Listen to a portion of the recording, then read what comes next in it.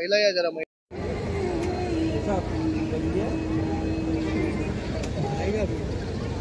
के निकले सीधा।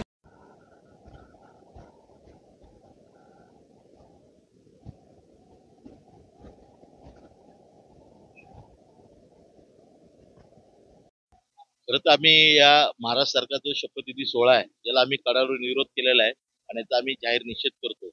आम्ही पूर्ण पक्षज्योतीने महाराष्ट्रभर सर्व जिल्ह्यामध्ये निवेदन दिलेले आहे आणि आम्ही मागणी केली होती की महाराष्ट्र शासनाने शपथविधी सोहळा हा त्यांचा 6 डिसेंबर नंतर कधीही त्यांनी आयोजित करावा। 6 डिसेंबर 5 डिसेंबर आणि 4 डिसेंबर याच्यामध्ये देशातील लाखो अनुयायी डॉक्टर बाबासाहेब आंबेडकरांना अभिवादन करण्यासाठी येत असतात आणि शोक व्यक्त करत असतात।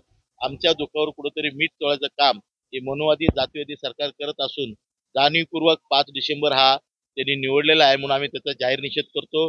तर याचा दाखला जर बघितला गेला तर मागे 6 डिसेंबरला बाबरी मस्जिद पाडून त्या टायमाला त्यांनी असंच केलं। 26/11चा जो हल्ला आहे तर तो त्याच पद्धतीने केला। आज मी हे 5 डिसेंबर म्हणजे एका साईडला आम्ही दुःख व्यक्त करणार आणि हे मनोवादी जे RSSचे पिल्लावळत एका साईडला फटाकडे फोडून आनंद उत्सव साजरा करणार।